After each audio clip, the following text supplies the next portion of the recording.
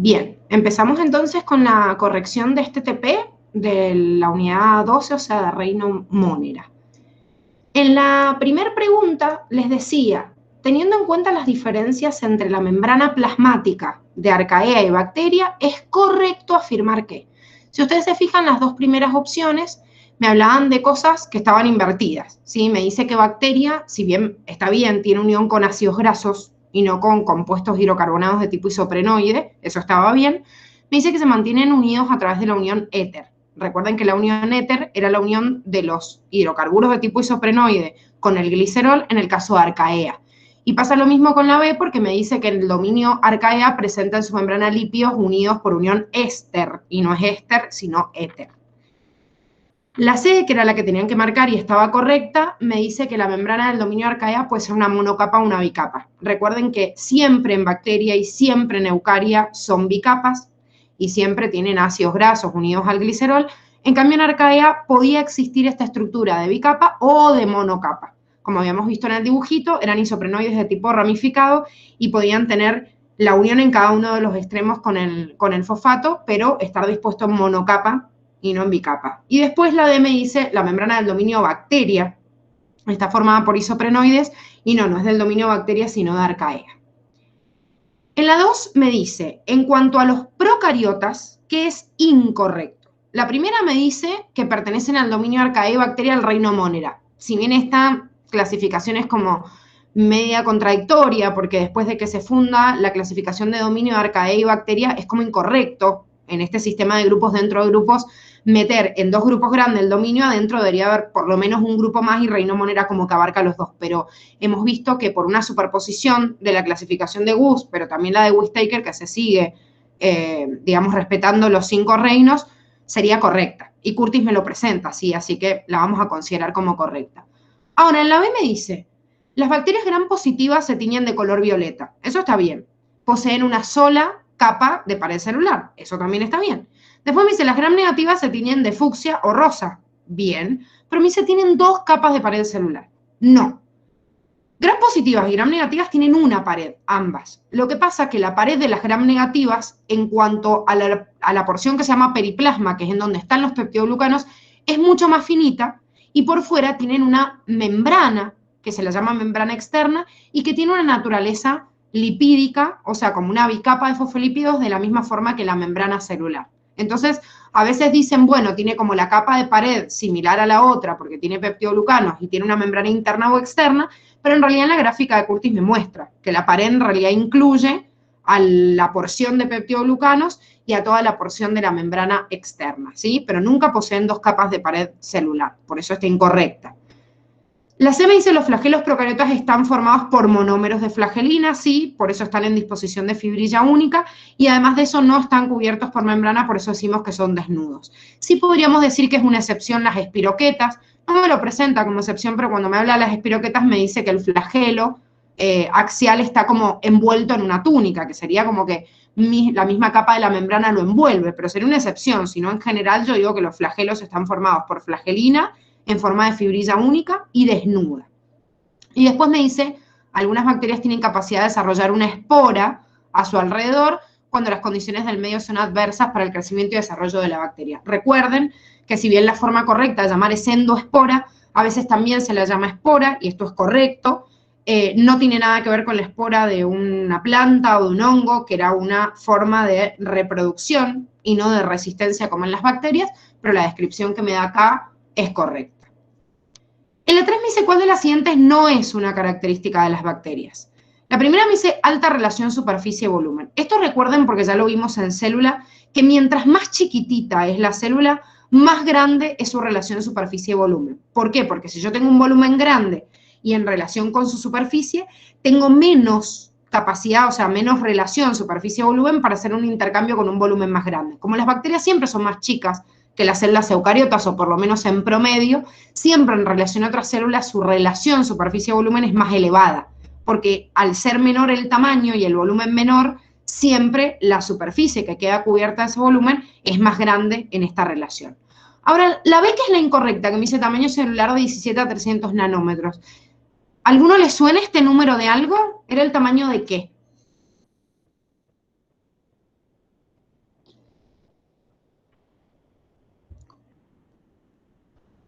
No era de eucariotas. No, nanómetros, fíjense. Las células eucariotas miden en promedio 30 micrómetros y más. ¿De los ribosomas puede ser? No, los ribosomas son tan chiquititos que ni los mido en nanómetro, por eso uso el prefijo S, que es esta unidad en la centrífuga, pues son tan pequeñitos que no, que digamos que las unidades convencionales me quedan muy chicas. Acuérdense que una membrana celular tenía un diámetro de 7 a 9 nanómetros, ¿sí? O sea que todas las estructuras dentro, obviamente, de la célula tienen esta membrana con este mismo grosor, ¿sí? El ribosoma, como es la organela más chiquitita que hay adentro, ni siquiera la mido en nanómetros y por eso la mido en S.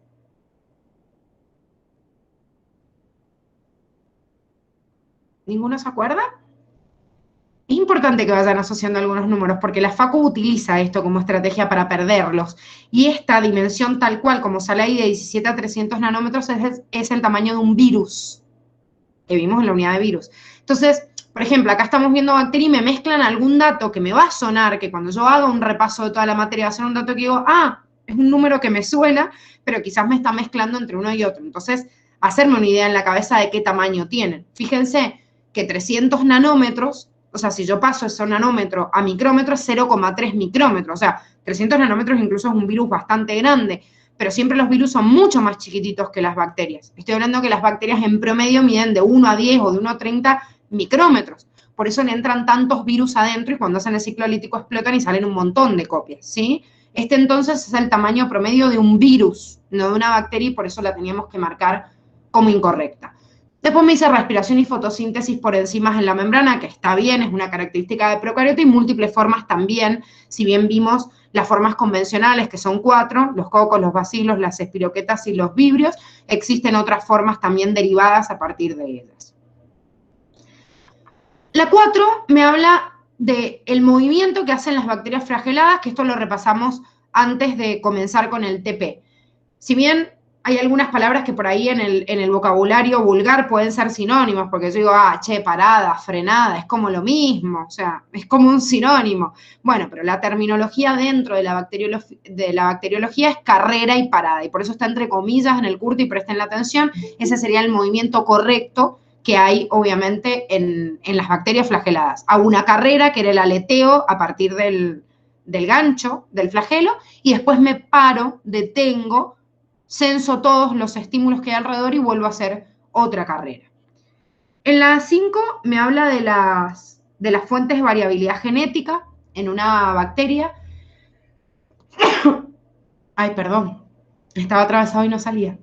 Bueno, si bien las mutaciones también generan variabilidad genética, y recuerden que es una fuente de variabilidad genética para absolutamente todos los seres vivos, en el caso de las bacterias existe como mecanismo acoplado a estos procesos de variabilidad genética, conjugación, la transformación y la transducción, que era un pasaje de información de forma horizontal y no vertical, como puede ser una mutación, ¿sí? Por eso todas eran correctas en esta opción. En la 6 tengo que marcar una forma de una bacteria que no es correcta, ¿sí? Ya saben, porque ahí está marcada, es la A. ¿Qué forma tenía Treponema pallidum? Espiroqueta. Espiroqueta. Perfecto.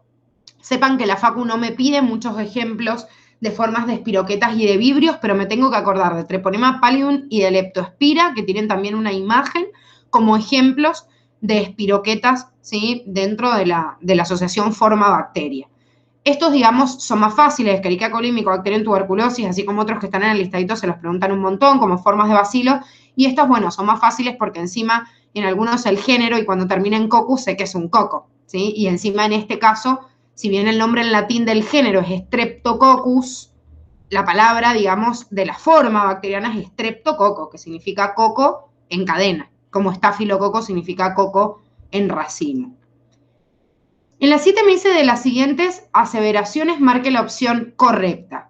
Y acá otra vez me presenta muchas variedades de opciones que todas son correctas. En la A me dice los pili son más largos y menos numerosos que las fimbrias. Esto es correcto, recuerden que los pili están formados también por fimbrilina, que es el mismo componente de las fimbrias, por eso algunas veces fueron incluidas dentro de las fimbrias, pero bueno, después los separaron porque dijeron, che, pará, pero la fimbria me sirve para la adherencia, el pili para la conjugación. tienen una composición similar, pero la función es bastante distinta, se ven distintos, porque las fimbrias son numerosas y se adhieren en toda la superficie, en cambio el pili no, entonces le separaron el nombre, pero al fin y al cabo, en la estructura, tienen como la misma composición, nada más que son menos numerosos, generalmente está de a uno o un par nada más, y son más largos. Me dice, ¿las fimbrias carecen de cuerpo basal y gancho? Sí, porque el cuerpo basal y el gancho eran propiedades de los flagelos, no de las fimbrias. Y después me dice, las fimbrias no permiten movimiento sino adherencia, que también es correcto. Recuerden que las fimbrias se ven como si fueran pequeños cilios, como si fuera una célula eucariota, pero en realidad no tienen nada que ver con estos cilios, solo de apariencia externa, así a lo lejos. Puedo verlo similar, pero no tienen nada que ver con el movimiento. De hecho, si se pudieran mover, lo harían con un movimiento sumamente irregular, no tienen un motor propulsor como un flagelo que le permite el movimiento, y justamente esta fimbria, la función principal es la adherencia y por ende, por eso era uno de los factores que aumentaban la virulencia. A ver, ¿qué otras características, ahora que estamos cerrando la unidad, de todas las que hemos visto, aumentan la virulencia de las bacterias? Además de las fimbrias. La cápsula. Bien, la cápsula. ¿Qué más? Las endosporas. Perfecto, las endosporas. ¿Qué más se les ocurre que aumenta la virulencia? Quizás no está literal escrito en el cuadernito, pero es importante que ahora lo relacionemos. ¿Qué puede hacer más virulenta una bacteria? La resistencia a los antibióticos. Perfecto, los plásmidos de resistencia, ¿sí? Porque ahí no se los nombra como un factor de virulencia, pero todo lo que haga más resistente a la bacteria, si esa bacteria es patógena, es más virulenta. Porque, a ver, una bacteria de vida libre, si es de vida libre, bueno, lo que la haga más resistente la hará soportar las condiciones externas, pero si esa bacteria es patógena, para el organismo que es huésped de esa bacteria con resistencia es una bacteria más virulenta. Entonces, una fimbria que le permite adherencia, una cápsula que le permite aumentar la desecación y adherirse, una endospora que la hace como resistente casi a todo, o un plásmido de resistencia, todo lo que aumente la resistencia de la bacteria hace que para el huésped sea la bacteria más virulenta, porque es más difícil sacarla, ¿sí? Erradicarla en esa relación de parasitismo. Bien, vamos a la 8. Me dice, con respecto a la pared celular de los procariotas, marque la incorrecta. Me dice que Archaea tiene pseudopeptidoglucanos, que está correcto. Me nombra la diferencia entre el dominio bacteria en gram positivas y negativas, que está perfecta la diferencia, ya que me nombra, recuerden que además de la pared gruesa que tienen las gram positivas, arriba se ven como unos ramilletes en el gráfico que está en Curti. Es re importante que se lo sepan ese gráfico porque les hacen muchas preguntas de la diferencia entre una pared gram positiva y gram negativa. Y si se fijan, hay como parecen unas ramitas que salen de la pared, que les dice que son ramificaciones formadas por ácidos teicoicos, ¿sí? Que se exponen hacia el exterior, o sea, hacia la parte externa de la bacteria. Y también en las gram negativas, como dijimos antes, además de esta capita, que es el periplasma, donde está la capa de peptidoglucanos, podemos ver una membrana que tiene una bicapa lipídica. Me podrían haber puesto una membrana externa, o una membrana similar a la membrana celular, o una segunda capa lipídica, bueno, como se los nombre, pero si ustedes se fijan, es muy parecida en la estructura y en la composición a la membrana celular. Lo que es incorrecto acá es que me dice, algunas poseen pared celular de quitina. No, ninguna bacteria posee pared de quitina. Las bacterias tienen pared de peptidoglucanos, y las Archaea tienen pared de pseudopeptidoglucanos, y hay excepciones en cada grupo que era termoplasma y micoplasma, pero ninguna posee pared de quitina, que era una propiedad de la pared de los hongos, ¿sí? Y no del reino Monera. El 9 me dice, respecto a la cápsula, marque lo que no corresponda. Bueno, esto tiene que ver con lo que estábamos hablando recién. La cápsula es una estructura que aumenta la virulencia porque aumenta la resistencia de la bacteria, le permite la adherencia, algunos la tienen y otros no. No es como una membrana, una pared, que es una propiedad prácticamente de todo ser vivo, sino que la cápsula pueden tenerla o no. Y bueno, obviamente brinda más resistencia y por eso la hace más virulenta, y esta es incorrecta. Recuerden que particularmente en la cápsula, si bien acá me nombra que aumenta la adherencia y la resistencia a la fagocitosis, la característica que no está, pero también es muy notoria, es que aumenta la capacidad de absorber agua, de retener agua, por eso evita la desecación. Esas serían como las 3 características más importantes de la cápsula que la hacen más virulenta. En la 10 me dice cuál de las siguientes opciones es incorrecta respecto a las bacterias. Me dice la primera que los estafilococos son racimos de bacterias esféricas, que es justamente la definición de estafilococo. Coco significa en redondo, en esfera, ¿sí? En la forma bacteriana. Y el prefijo estáfilo es en racimo, como strepto es en cadena. La B me dice, salvo micoplasma, el resto de las bacterias carecen de colesterol. Esto es correcto, no solo carecen de colesterol, sino de cualquier molécula esteroidea. Y se piensa que, bueno, micoplasma desarrolló y evolutivamente fue condicionada a que el colesterol permaneciera en su membrana, ya que le brinda más rigidez, ya que esta bacteria no tiene pared. Entonces, al no tener pared, el colesterol le permitió, digamos, tener una estructura más rígida. No es que porque no tiene pared desarrolló el colesterol. Recuerden que esto es lamarckiano y no lo podemos ver. O sea, evidentemente no se sabe si el micoplasma primero desarrolló por una mutación la presencia de colesterol o la ausencia de pared, pero se combinaron y para que se estabilice en los, digamos, en el medio y pueda seguir sobreviviendo y sea un género que todavía persiste, tiene ambas características. Ahora, la C, que es la que teníamos que marcar, me dice los micoplasmas tienen pared de peptidoglucanos. No, justamente son la excepción de los que no tienen pared. Y después me da el ejemplo de una bacteria que también tienen que reconocer como bacilo, que son pseudomonas, de las cuales pseudomonas aeruginosa es una de las patógenas que tienen que conocer en el hombre. En la 11 me dice, respecto de la nutrición de las bacterias, podemos decir que, acá no está marcada la que tienen que marcar, pero bueno, ustedes ya lo saben por el Moodle. La primera me dice, si un organismo utiliza como fuente de energía la luz, no puede usar como fuente de carbono materia orgánica. Esta es como una característica puntual que existe solo en las bacterias, porque generalmente los que usan la luz hacen fotosíntesis y utilizan medios inorgánicos, o sea, son fotolitótrofos. Las algas son fotolitótrofas, las plantas son fotolitótrofas, pero como vimos en las bacterias existe una excepción y no solo hay fotolitótrofos, sino que puede haber fotoorganótrofos. Entonces, esto es incorrecto porque solo las bacterias son las que sí pueden hacer esto, utilizar la luz y podrían utilizar una fuente de materia orgánica también. La B me dice, los quimiótrofos utilizan luz como fuente de energía. No, si son quimiótrofos, utilizan energía química, ¿sí? Y no fotótrofos, que eran los que obtenían la luz.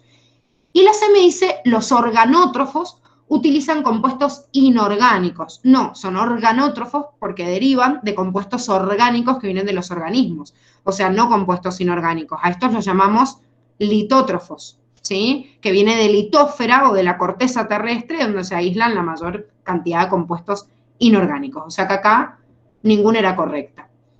En la 12 me dice cuál de las siguientes características o procesos son comunes tanto a bacterias como a virus. Recuerden que los virus no son seres vivos, no se replican solos, no tienen ribosomas, no hacen mitosis, nada. Esta es muy parecida a una pregunta que tenían en el TP de virus, en el cual sepan que tienen como común el material genético o presencia de proteínas, que podrían haber sido características que les pongan en cualquier comparación de virus con cualquier ser vivo. En este caso le pusieron el material genético, pero ninguna de las otras manifestaciones vitales son comunes de los virus. 13 dice, del dominio Archaea, busque la opción correcta. Si bien acá tienen, acuérdense que Archaea tenía como 3 grupos definidos, pero representantes solo de 2, que son Crenarchaeota y Eurarchaeota, que encima acá están al revés. Generalmente en Crenarchaeota hay muchos hipertermófilos y en Eurarchaeota, por ejemplo, hay productores de metano. Pero más allá de eso, lo importante es que Corarchaeota no tiene ningún individuo que se haya aislado. He encontrado como partecita y digo, mira, este debe ser de algún bicho extinto que lo voy a meter en este grupo, pero no hay representantes, como me dice acá, halófitas, sino que nunca se ha cultivado un Corarchaeota y por eso cuando veo los grupos, digo, lo divido en 3, pero cuando veo los linajes y ejemplos de cada uno, no hay ningún ejemplo de Corarchaeota. Los ejemplos son nada más de los otros 2 linajes o reinos que le llaman dentro de este dominio. Y por último, me habla de estas cianobacterias, que son organismos así fotolitótrofos por excelencia dentro del grupo de las bacterias, que pueden vivir en agua dulce, pero también en agua salada, por eso habitan en agua dulce generalmente, pero también son productores primarios en ambientes de extrema salinidad, que sería el agua oceánica, ¿sí? Formando parte del fitoplancton. Y recuerden que las cianobacterias tienen clorofila A, algunas pueden tener clorofila B y otros ficobilinas, pero clorofila A tienen siempre todos, hacen una fotosíntesis oxigénica, liberando oxígeno al medio, y obviamente para liberar este oxígeno tienen que obtener algún compuesto que al romperse libere oxígeno, que es el agua, como hace una planta o como hace una alga que lleva a cabo este mecanismo de fotosíntesis oxigénica rompiendo o haciendo fotólisis del agua, ¿sí? Por ende, todas en esta eran correctas. Bueno, con esto termina la corrección del TP. Díganme si ha quedado alguna duda de este TP o no.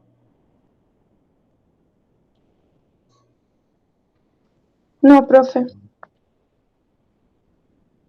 Bueno, les cuento, la semana que viene es una semanita así como intensa de teoría. Porfa, bájense, si no lo han hecho, del Drive, las 3 unidades siguientes, que serían 13, 14 y 15, que son los linajes de Eucaria, que nos quedan ver, protista. Fungi y plantada están en una misma unidad y es recortita, tiene como 5 hojas, así es como la unidad de virus, que agrada leerla porque uno la empieza y la termina rápido, y reino animalia. Entre toda la semana que viene y el lunes de la otra, vamos a terminar la parte teórica. ¿Por qué? Porque la semana del 5 de julio, ustedes rinden el examen, pero la van a rendir como hacia el final de la semana, y esa semana vamos a aprovechar para hacer los TP de esas unidades, ya sea que les toque presencialidad o les toque virtualidad. Creo que a ustedes les toca presencialidad la semana del 5. Entonces, los que vayan presencial van a hacer un día un TP u otro TP o van a hacer el examen, pero la semana que viene va a ser como toda de teoría. Así vemos toda la parte teórica y después fijamos con las preguntas de los TP y el examen, y podemos hacer la otra semana como más práctica para cerrar este bloque. Me interesa que quede este bloque antes del receso, como les dije, si bien empezamos antes del receso con biología humana, este bloque de diversidad es lo último que entra en el integrador que está después del receso. Entonces quiero que se saquen todas las dudas y aprovechemos esa semana de práctica para fijar todo desde diversidad hasta reino animalia, que serían los temas que van a rendir en ese examen. ¿Sí? Bueno, chicos, que tengan un excelente fin de semana, porque yo no los veo, es más, no los veo hasta la otra, porque la semana que viene ustedes están con